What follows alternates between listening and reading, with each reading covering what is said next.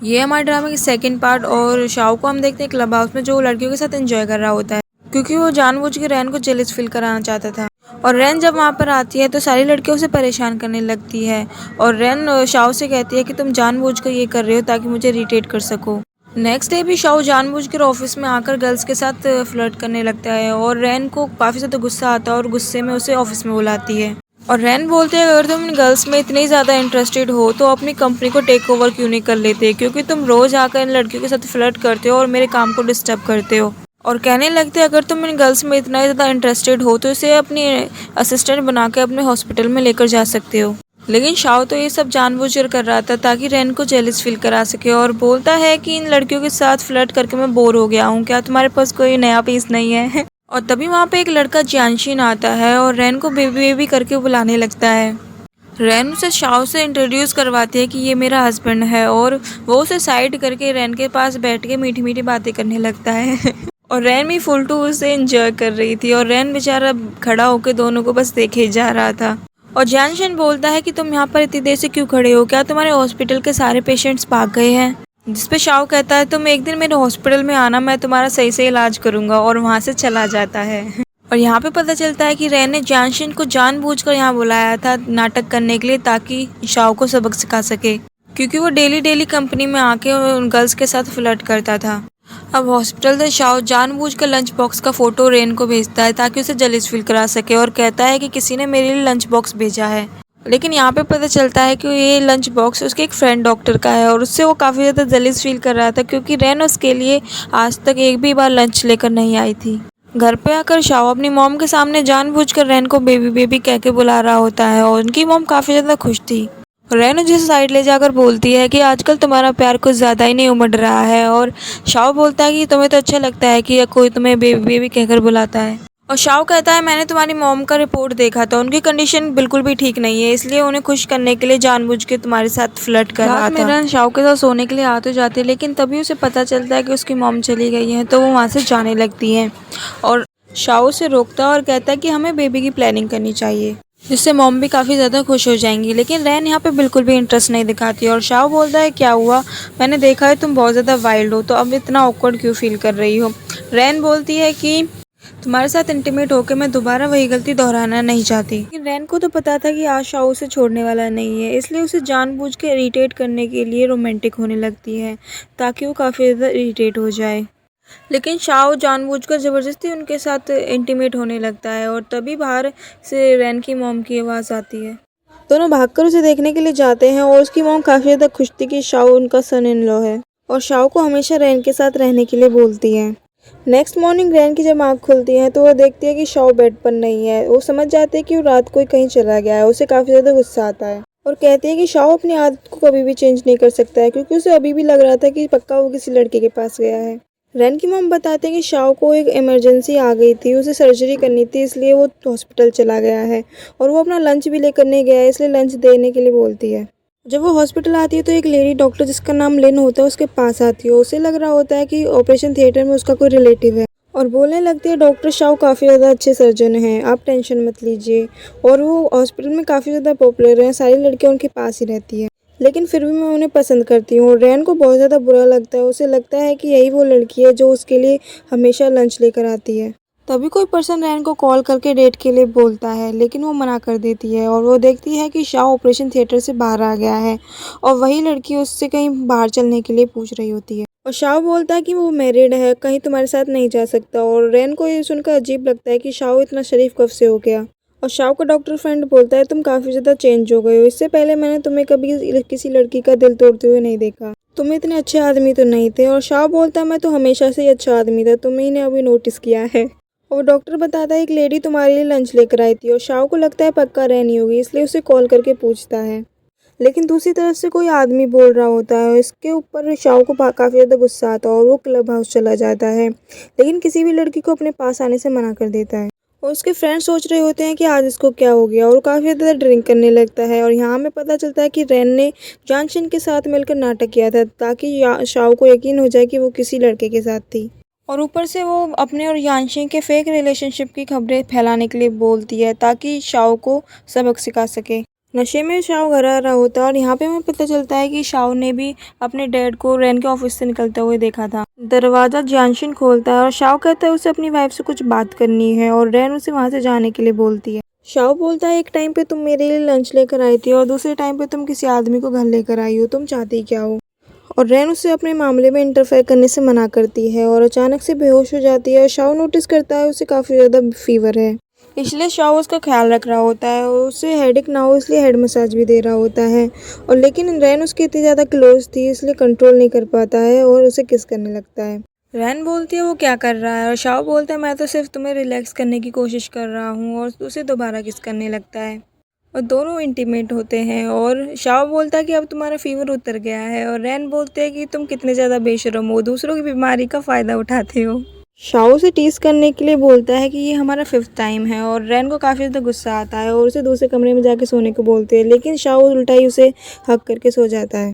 तभी शाओ को fan call करती है और रैन कॉल उठा के बोलते हैं कि तुम्हें बिल्कुल भी शर्म नहीं आती है, इतनी रात को किसी को कॉल करके डिस्टर्ब कर रही हो। और फ़ैन को काफ़ी ज़्यादा गुस्सा आता है क्योंकि वो शाओ पर सिर्फ अपना हक समझती थी और किसी भी तरीके से रैन और शाओ को अलग करना चाहती थी ताकि शाओ उसका हो सके। बाद में शाओ के डैड रैन को ऑफिस में बुलाते हैं। वो जानते थे कि इसने जानबूझकर यानशिन के साथ स्कैंडल किया है क्योंकि वो उनके बेटे पर काफ़ी ज़्यादा गुस्सा थी, उसका नेचर प्लेबॉय टाइप का था।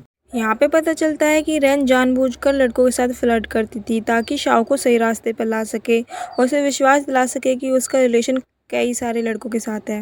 उसके डैड कहते हैं कि अगर वो कॉन्ट्रैक्ट के हिसाब से डिवोर्स लेना चाहती है तो ले सकती है अगर वो शाओ के साथ खुश नहीं है तो। डिवोर्स का नाम सुनकर रैन को काफ़ी ज़्यादा बुरा लगता है। उसे याद आता है कि जब वो उसके डैड के पास हेल्प मांगने के लिए आई थी तो उन्होंने शाओ के साथ शादी करने की शर्त रखी थी क्योंकि उन्हें लगता था कि वही है जो उनके बेटे को सीधा कर सकती है और उनकी कंपनी को भी संभाल सकती है। शाओ के डैड की कंडीशन भी काफ़ी ज़्यादा क्रिटिकल थी क्योंकि वो और उनका बेटा शाओ कंपनी में बिल्कुल भी इंटरेस्ट नहीं दिखा रहा था, इसलिए वो प्रॉमिस करते हैं कि वो उनकी माँ का काफ़ी अच्छे से ट्रीटमेंट करवाएंगे अगर वो उनके बेटे से शादी करेगी तो। और रैन ना चाहते हुए भी उनकी शर्त को मान लेती है और शाओ के डैड बताते हैं कि कुछ ही देर में उनकी एक इम्पोर्टेंट मीटिंग है और उसे तैयार होने के लिए बोलते हैं। इधर शाओ की मॉम उसे टॉन्ट मार रही होती है कि क्या फ़ायदा तुम्हारा इतना ज़्यादा हैंडसम होने का जब तुम मुझे एक ग्रैंडसन नहीं दे सकते। और शाओ बोलता है कि आप टेंशन ना लो, बहुत जल्द मैं आपको ग्रैंडसन दे दूंगा। रैन घर आती है तो शाओ के डैड बोलते हैं कि रैन को बिजनेस ट्रिप पर जाना है, इसलिए शाओ को छोड़ने के लिए बोलते हैं। और शाओ के डैड उसकी मॉम को बताते हैं कि मैंने रैन से वादा किया है कि अगर वो मेरे बेटे के साथ खुश नहीं है तो उसे डिवोर्स दे सकती है। और उसकी मॉम काफ़ी ज़्यादा गुस्सा करने लगती हैं कि लोग क्या कहेंगे कि शादी को 1 हफ्ते भी नहीं हुए और उनके बेटा और बहू अलग हो रहे हैं। शाओ के डैड कहते हैं मैंने ये सब कुछ जानबूझकर बोला था क्योंकि उनका कुछ और मोटिव था।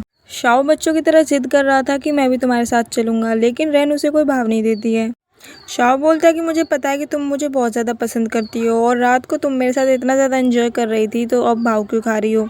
रैन बोलते हैं कि तुम्हारे साथ टाइम स्पेंड करने से बेटर है मैं किसी और आदमी के साथ टाइम स्पेंड करूं। और शाओ बोलता है कि मुझे पता है कि तुमने इन सब के साथ नाटक किया था और मैंने भी लड़कियों के साथ नाटक ही किया था। और रैन बोलते हैं कि क्या तुमने फ़ैन को भी पे किया था। और शाओ बोलता है कि उसे छोड़कर मैंने सभी लड़कियों को पे किया था। रैन जाने लगते हैं तो कि शाओ बोलता है मेरी बात तो सुन लो, लेकिन रैन कुछ भी सुनने को तैयार नहीं थी। शाओ बोलता है तुम इतना जेलस फील क्यों कर रही हो। रैन बोलते हैं कि मैं कोई जेलस फील नहीं करती हूँ। तो शाओ कहता है कि अगर तुम जेलस फील नहीं कर रही हो तो मुझे अपने साथ लेकर चलो। और रैन उसे अपने साथ लेकर आ जाती है और वहाँ देखती है कि रूम काफ़ी ज़्यादा अच्छे से डेकोरेट हुआ पड़ा है और वो पूछती है कि ये सब क्या है। और शाओ बोलता है कि हम अपने हनीमून पर आए हैं। रैन बोलती है कि तुम क्या बकवास कर रहे हो, मैं यहाँ अपने काम से आई हूँ। लेकिन शाओ के डैड ने बिजनेस ट्रिप के बहाने उन दोनों को हनीमून पर भेज दिया था। और शाओ यहाँ उसे छेड़ने लगता है और जिससे रैन को काफ़ी ज़्यादा गुस्सा आता है और वो अपने क्लाइंट से मिलने के लिए चली जाती है, लेकिन शाओ उसके पीछे पीछे आ रहा था और उसे अपना पीछा करने से मना करती है। और यहाँ आकर देखती है कि वो क्लाइंट वही आदमी है जो कुछ टाइम पहले उसके साथ ज़बरदस्ती कर रहा था। और यहाँ पे भी रैन को परेशान कर रहा होता है और उसके साथ ज़बरदस्ती करने की कोशिश करता है, लेकिन तभी वहाँ पे शाओ आ जाता है और शाओ को देखकर वो आदमी डर जाता है। शाओ बोलता है रैन मेरी वाइफ है और वो आदमी उससे माफ़ी मांगने लगता है, लेकिन शाओ उसे माफ़ नहीं करता है और उसे बहुत बुरी तरीके से मारता है, जिससे वो आदमी वहीं पर बेहोश हो जाता है। रैन बोलती है कि तुमने मेरी हेल्प क्यों की और शाओ उल्टा उसका फ़ोटो खींचने लगता है और बोलता है कि मेरे हॉस्पिटल में कलीग्स को जलाने में काम आएगा जब वो मेरी गर्लफ्रेंड का फ़ोटो मेरे वॉलपेपर पर देखेंगे। रैन बोलते हैं कि तुम ऐसे बच्चों की तरह बिहेव क्यों करते हो। और फ़ोटो डिलीट करने के लिए फ़ोन मांगते हैं, लेकिन शाओ उसे चकमा देकर वहाँ से चला जाता है। जल्दी रैन के पास उसकी फ्रेंड का कॉल आता है कि वो जानशिन के बच्चे की माँ बनने वाली है और यहाँ पे रैन को जल्दी से जल्द उसके पास पहुँचना था। और शाओ यहाँ पर काफ़ी ज़्यादा इरिटेट हो जाता है क्योंकि उसका हनीमून ख़राब हो गया था और पूछता है कि जाना ज़रूरी है क्या, और रैन यहाँ अपनी बेस्ट फ्रेंड को अकेला नहीं छोड़ सकती थी, जिससे शाओ अजीब सा मुंह बना लेता है। और रैन बोलते है कि तुम्हें क्या चाहिए, और शाओ पूछता है कि तुम क्या दे सकती हो, और रैन उसको किस करती है।